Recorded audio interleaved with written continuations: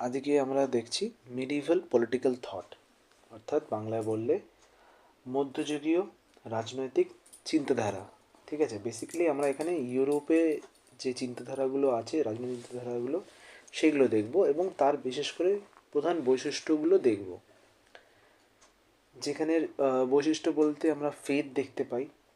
ঠিক আছে, ফেথ মানে বিভিন্ন জিনিসের উপর বিশ্বাস। ফিউডালিজম দেখতে পাই, অর্থাৎ সামন্ততন্ত্র বা সামন্ত প্রথা, এবং ডিভাইন রাইট, যেখানে বলতে পারো স্বর্গীয় অধিকার, যেটাকে আমরা বলি। তো এগুলো নিয়ে আমরা আলোচনা করব। বেসিক্যালি কী হয়, ইউরোপে মধ্যযুগীয় রাজনৈতিক চিন্তাধারাগুলো মূলত ওই খ্রিস্টীয় পঞ্চম শতক থেকে পঞ্চদশ শতক পর্যন্ত মেনলি ডেভেলপ করে। ঠিক আছে, তো ওই রোমান সাম্রাজ্য যখন পতন হয়, ঠিক আছে, 476 খ্রিস্টাব্দতে, তখনই বেসিক্যালি এটা শুরু হচ্ছে এবং রেনেসাস যাই বলো কেন তত পর্যন্ত এটা চলছে, এবং এই সময়টাকে মধ্যযুগ বা মিডিভাল টাইম বলা হয় বা এজ বলা হয়। তো এই সময় কী কী দিয়ে জিনিসগুলো ইন্সপায়ার্ড হচ্ছে বা ইনফ্লুয়েসড হচ্ছে রাজনৈতিক চিন্তাধারাগুলো বা পলিটিক্যাল থটগুলো? ফার্স্ট হচ্ছে খ্রিশ্চানিটি। নেক্সট হচ্ছে ফিউডালিজম বা সামন্ততন্ত্র। নেক্সট হচ্ছে রোমান আইন বা রোমান ল। আর তাছাড়া গ্রিক দর্শন, চার্চের কর্তৃত্ব এবং অ্যারিস্টটলের চিন্তাধারা, এইসব নিয়েই সব শুরু হয়েছে। এখানে তুমি এই কোডটা ইউজ করতে পারো যে পলিটিক্স ওয়াজ সাবঅর্ডিনেট টু রিলিজন। ঠিক আছে, তো আধুনিক রাজনৈতিক চিন্তাধারার মতনই রাজনীতিকেও তখন একটা সেপারেট জিনিস হিসেবে দেখা হতো না, বরং রাজনীতি ছিল ধর্ম, নৈতিকতা এবং ঈশ্বরের ইচ্ছার সঙ্গে ওতপ্রোত হয়ে মিশে থাকা একটা জিনিস। ওকে, ফার্স্ট আসি dominance of religion and church.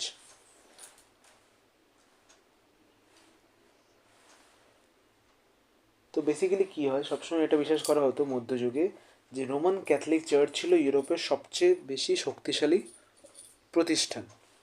ঠিক আছে, পোপ নিজেকে সমস্ত খ্রিস্টান ধর্মের আধ্যাত্মিক নেতা বলে মনে করতেন এবং চার্চও বিভিন্ন রাজনৈতিক বিষয়ে হস্তক্ষেপ করত।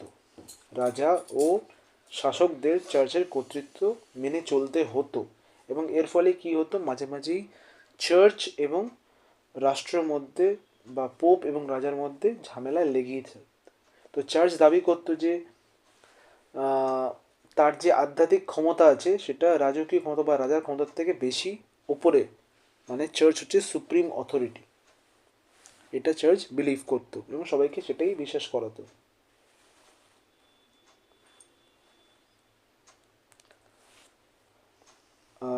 আরেকটা জিনিস হচ্ছে বেসিক্যালি যেটা হয়,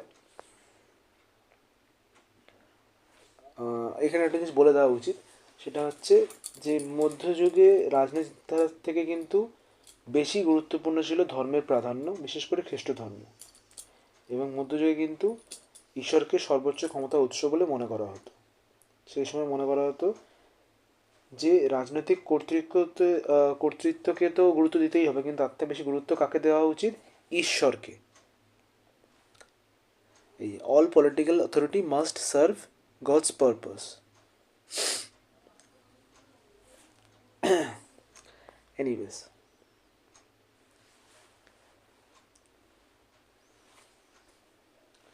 আচ্ছা এইখানে আরেকটা জিনিসও বলে রাখি যে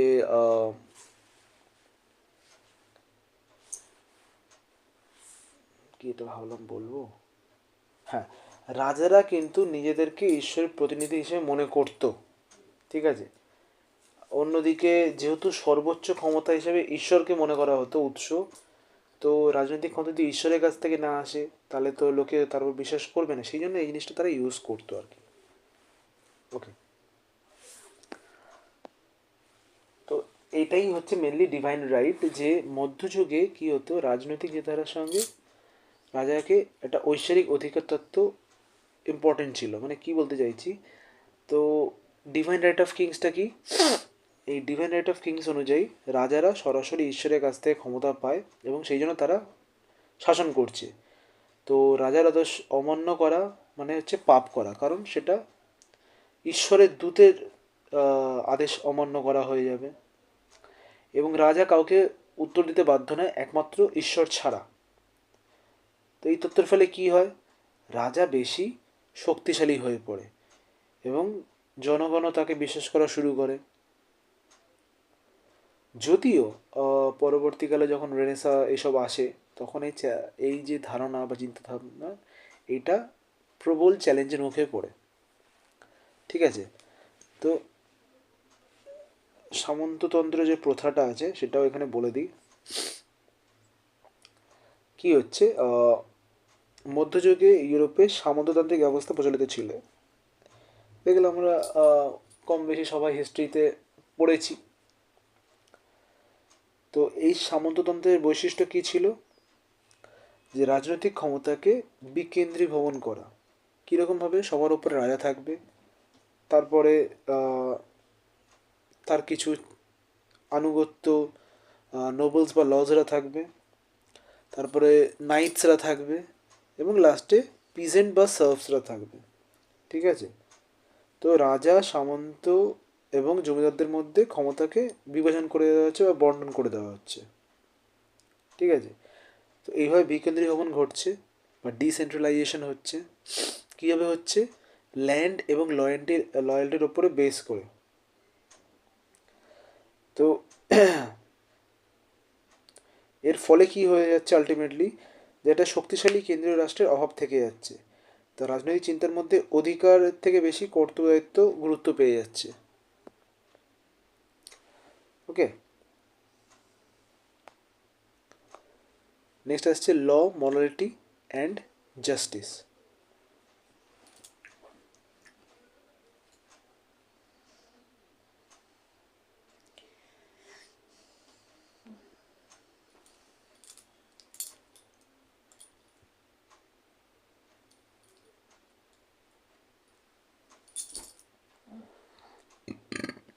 আচ্ছা, এইটা আগে, আচ্ছা সংঘাতটা পরে করছি, হ্যাঁ ঠিক আছে।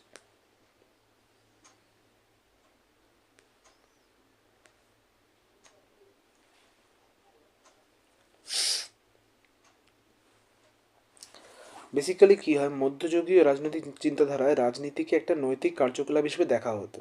ঠিক আছে। তো সেই কারণে কিছু জিনিস এক্সপেক্ট করা হতো, পলিটিক্সকে একটা মরাল অ্যাক্টিভিটির মধ্যে ধরা হতো।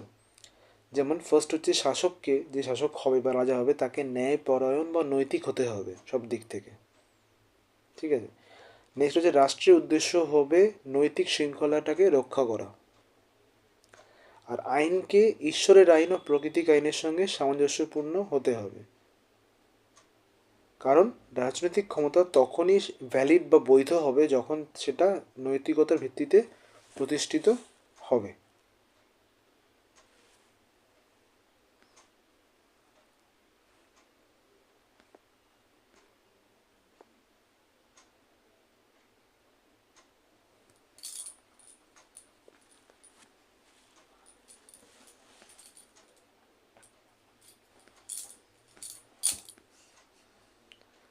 ওকে।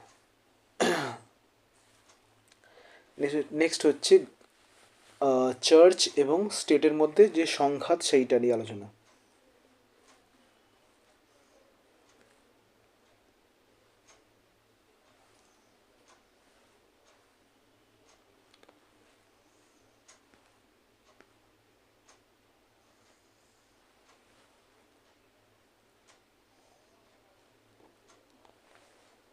দেখো বেসিক্যালি এই যে সংঘাত বা ঝামেলাটা চার্চ ও রাষ্ট্রের মধ্যে, এটা কেন ছিল? কারণ এই প্রশ্নটা এসে যাচ্ছিল, যেহেতু দুজনেই ভগবানের কাছ থেকে ক্ষমতা পাচ্ছে, পোপ এবং রাজা। তো কে বেশি ওপরে, পোপ ওপরে না রাজা ওপরে? চার্চ কি রাজাকে সরিয়ে ফেলতে পারে, বা রাজা কি পোপের থেকেও ওপরে কোনো ক্ষমতা তার কাছে আছে? তো বিভিন্ন চিন্তাবিদরা বিভিন্ন রকম মতবাদ দিয়েছিলেন। কেউ বলছে পোপ হচ্ছে সব থেকে বেশি ক্ষমতা সম্পন্ন, কেউ বলছে রাজা সব থেকে বেশি ক্ষমতা সম্পন্ন।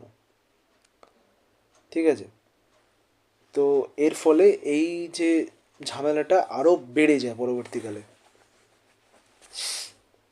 এটাকেই টু সোর্স থিওরি বলা হয়।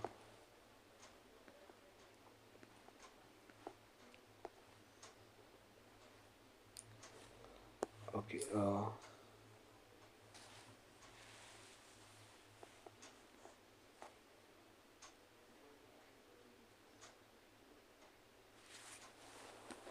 নেক্সট আছে ইন্টেলেকচুয়াল ফাউন্ডেশন। তো এখানে ফেথ এবং রিজন এটার সম্পর্কটা বলি। মধ্যযুগে যুক্তি ও বিশ্বাসের মধ্যে ভারসাম্য রক্ষার একটা চেষ্টা করা হয়। বিশ্বাস ছিল মেন জিনিস, ঠিক আছে, আর যুক্তি বিশ্বাসকে বোঝার একটা মাধ্যম হিসেবে ব্যবহার করা হতো। এখানে বিশ্বাস বলতে ফেথের কথা বলছি। এখানে সেন্ট টমাস অ্যাকুইনাসের এটা কথা বলতে হয় যে যুক্তি ঈশ্বরের আইন বোঝাতে সাহায্য করে, এটা উনি বলেছিলেন। কি বলছেন? Reason helps understand God's law, but faith completes reason. Politics is guided by both, but faith is superior. তো বিশ্বাস হচ্ছে যুক্তির থেকে ওপরে বিলং করে।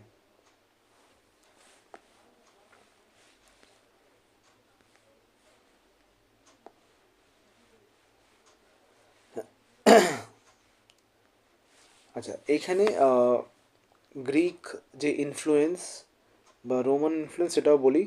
যদিও ধর্ম প্রধান ছিল, তবু গ্রিক ও রোমান দর্শন কিন্তু পুরোপুরি আলাদা, মানে উপেক্ষিত হয়নি। অ্যারিস্টটলের চিন্তা অনুযায়ী অ্যাকুইনাসও কিন্তু প্রভাবিত হয়েছিলেন, এবং রোমান আইন এবং ন্যায় এইসবের ধারণাগুলো বাকিদেরকেও প্রভাবিত করেছিল। কিন্তু এই চিন্তাগুলো খ্রিস্টীয় ধর্মতত্ত্বের আলোকে ব্যাখ্যা হিসেবে নেওয়া হয়েছিল, এবং বিশ্বাস যে যুক্তির চেয়ে বেশি সেই হিসেবেও সবার কাছে জিনিসটা পৌঁছেছে।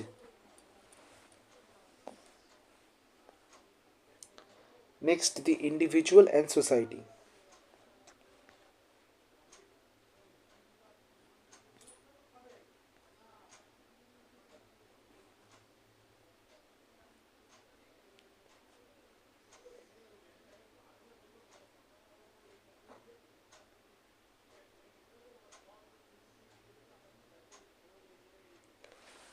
আচ্ছা,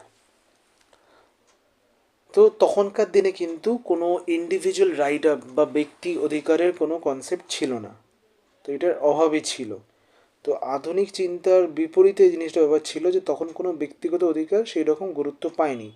কর্তব্য বা সামাজিক অবস্থানই তখনকার দিনে সবথেকে বেশি গুরুত্বপূর্ণ ছিল, এবং এই অধিকার নির্ভর করত সামাজিক স্তর বা শ্রেণী অনুযায়ী এবং সামন্ততান্ত্রিক অবস্থানের ওপরে। কে সেই সামন্ত প্রথার কোন লেভেলে আছে তার উপর ডিপেন্ড করতে সে তার কাছে কত অধিকার থাকবে। বেসিক্যালি সোসাইটিকে অ্যাজ আ হোল দেখা হতো, ব্যক্তির কালেকশন না, ঠিক আছে। কর্তব্য অধিকারের থেকে বেশি গুরুত্ব পেত, এবং ওই হাইরার্কিটাকে ফলো করা হতো। হাইরার্কি মানে এর পরে এর পরে এরকমভাবে।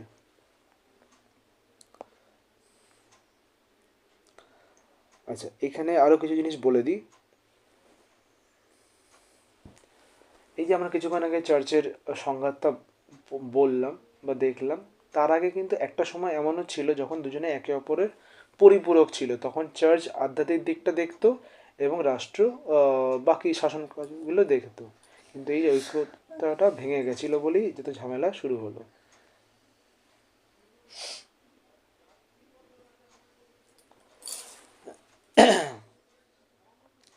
তো এই সময় কিছু মধ্যযুগীয় চিন্তাবিদদের কথা আমরা এবার দেখব।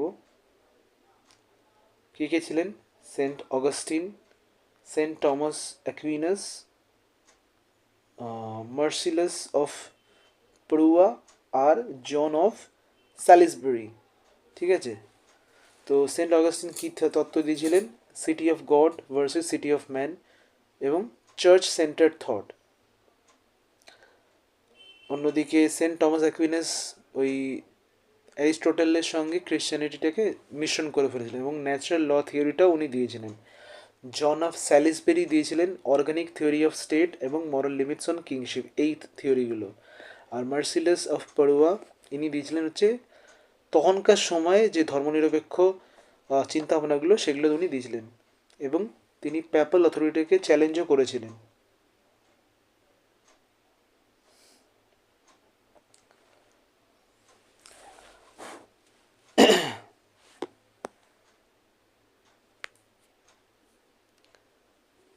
তো মোটামুটি যেটা হচ্ছে যে তখনকার দিনে আরও জিনিসটা হচ্ছে রাজনৈতিকভাবে কোনো ব্যক্তি স্বাতন্ত্রতা ছিল না, জনপ্রভুত্ব বা পপুলার সভরেন্টি কিন্তু তখন ছিল না। ব্যক্তি রাষ্ট্রের একটা অংশ মাত্র হিসেবে তাকে দেখা হতো এবং সমাজকে দেখা হতো শ্রেণীবদ্ধ ও জৈবিক কাঠামো হিসেবে। অন্যদিকে যে আধুনিক রাজনৈতিক চিন্তাগুলো যে আস্তে আস্তে উঠছিল মধ্যযুগের শেষ দিকে, তাদের ফলে কী হয়, চার্চের ক্ষমতা অনেক কমে যায়। অন্যদিকে রাজতন্ত্র বা রাজার ক্ষমতা বেড়ে যায় এবং একে একে লোকে ধর্মনিরপেক্ষ চিন্তাভাবনার কথা বা সেই চিন্তাভাবনার সূচনা হয়। এই থেকেই আলটিমেটলি রেনেসাঁসের জন্ম হয়। বিভিন্ন রকমের রিফর্মেশন বা সংস্কারিক আন্দোলন হয় এবং আধুনিক রাজনৈতিক দর্শনগুলো তৈরি হয়। তো এখানে এই কথাটা ইউজ করতে হবে যে medieval political thought was a bridge between the ancient world and modernity. তো বেসিক্যালি ইউরোপের মধ্যযুগীয় রাজনৈতিক চিন্তাধারা ছিল ধর্মনির্ভর, নৈতিক এবং শ্রেণীবদ্ধ। যদিও এতে আধুনিক গণতন্ত্র বা ব্যক্তিগত অধিকার অনুপস্থিত ছিল, তবুও এই চিন্তাধারা রাজনৈতিক ক্ষমতার ওপর নৈতিক সীমা একটা আরোপ করেছে, ন্যায় ও আইন ধারণাকে বিকশিত করেছে এবং আধুনিক রাষ্ট্রচিন্তার ভিত্তিটাকে গড়ে তুলেছে। তো সুতরাং আমরা বলতে পারি মধ্যযুগীয় রাজনৈতিক চিন্তাধারা ছিল প্রাচীন ও আধুনিক রাজনৈতিক দর্শনের মধ্যে একটি গুরুত্বপূর্ণ ব্রিজের মতন বা সেতুর মতন। ঠিক আছে, তো মোটামুটি এই ছিল তোমার মিডিভাল পলিটিক্যাল থট। তো আই হোপ এটা ক্লিয়ার। Okay, thank you.